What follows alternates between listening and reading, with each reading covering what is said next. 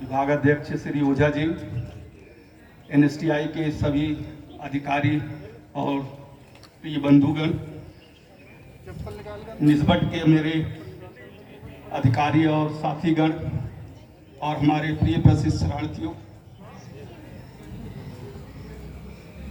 सबसे पहले मैं आप सभी को इस 75वें स्वतंत्रता दिवस के पावन पर्व पर आपको और आपके परिवार को हार्दिक शुभकामनाएं देता हूं। जैसा कि आप जानते हैं, विगत 15 महीनों से कोरोना की महामारी के कारण हमने और देश ने अनेकानेक परिवारों के अपने प्रियजनों को खोया है। यह संस्थान भी उससे अछूता नहीं है। तो सर्वप्रथम मैं उन परिवारों के लिए अपनी आत्मीय संवेदना व्यक्त करता हूं और ईश्वर से प्रार्थना करता हूं कि उन सभी परिवारों को इस असीम दुख को सहने की शक्ति प्रदान करें। साथियों, इस संस्थान में मैंने अपने प्रशिक्षण महानिदेशालय के संपूर्ण सेवा काल का लगभग 10 वर्ष बिताया है। पूर्व के पलों का पूर्वालोकन करने से परिदृश्य के पटल पर इस संस्थान के प्रत्येक पायदान पर कार्य करने वाले साथियों का सहयोग, सानिध्य, समरसता और आपसी प्रेम भाव का जो सेतु सृजित किया है वह स्वतः ही साकार हो जाता है, जिसके सहारे मैंने शासकीय और शैक्षणिक कार्यों को नीतिगत नियमों के अनुसार त्वरित गति से तन्मयता और तल्लीनता के साथ निस्तारण और निष्पादित करने में सक्षम हुआ। आपके उत्तम और आत्मीय अनुभूति का एहसास श्री ओझा जी द्वारा मुझे इस समारोह में सम्मिलित होने के आमंत्रण से ही प्रस्तुत हो गया था। 2 दिन पूर्व ही मैं इस संस्थान में आया था। उस समय श्री अशोक और दूसरे सहयोगियों ने मुझे आने का आग्रह किया।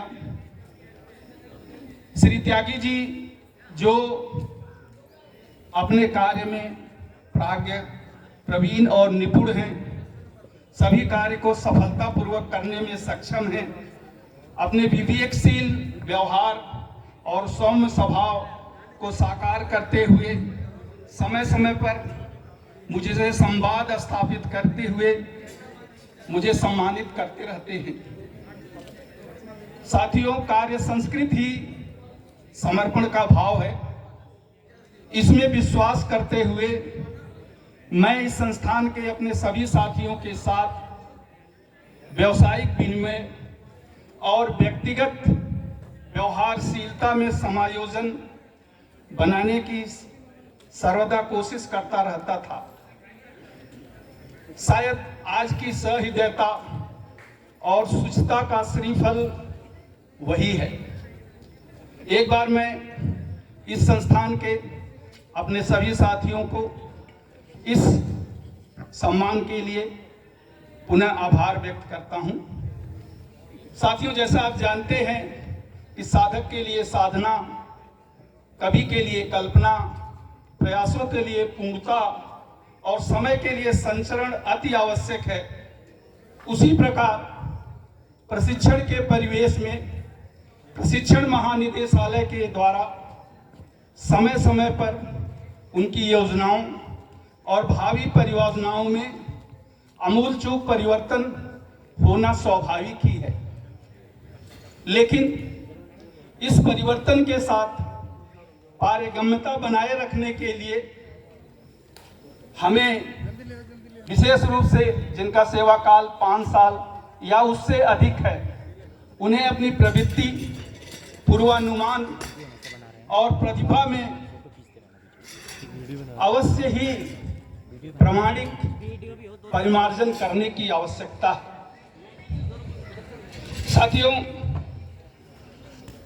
प्रशिक्षण के परिवेश में पठन पाठन, शिक्षण प्रक्रिया, सीखने की प्रवृत्ति, इन सबके रीति नीति और परिचालन में परिवर्तन हो रहा है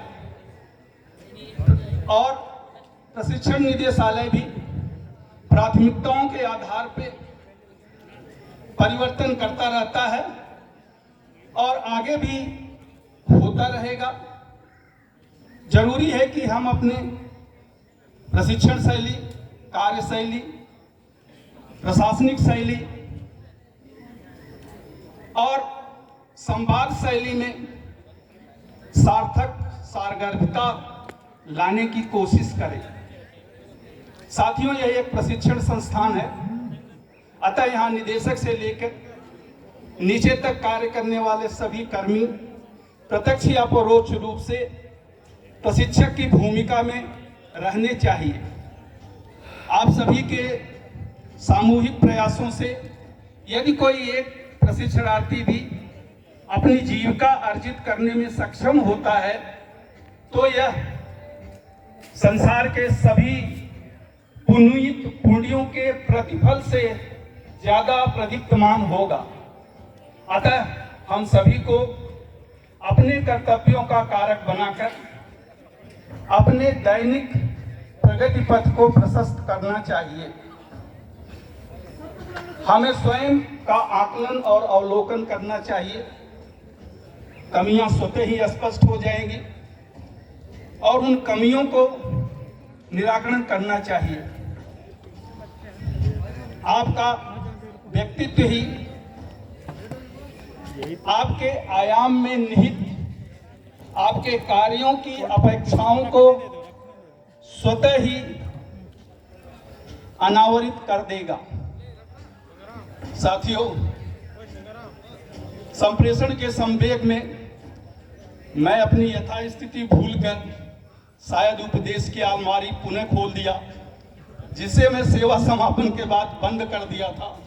बहुत दिन के बाद यह अवसर मिला तो शायद मजबूरी में मैं रोक न सका। खैर, उधर ध्यान मत दीजिए, अब मैं उधर नहीं जाऊंगा। चलिए, समय भी कम है, लेकिन मैं अपने प्रशिक्षणार्थियों से दो शब्द अवश्य कहना चाहूंगा और इस अपने अनुभव के अंशों को आपके साथ साझा करना चाहूंगा, क्योंकि विद्यार्थी ही भावी समाज का स्तंभ होता है। आप सभी जानते हैं कि श्री राम जी बन गए, तो राम जी बन गए तो बन गए, अर्थात त्याग, परिश्रम और परमार्थ करके मर्यादा पुरुषोत्तम श्री राम बन गए।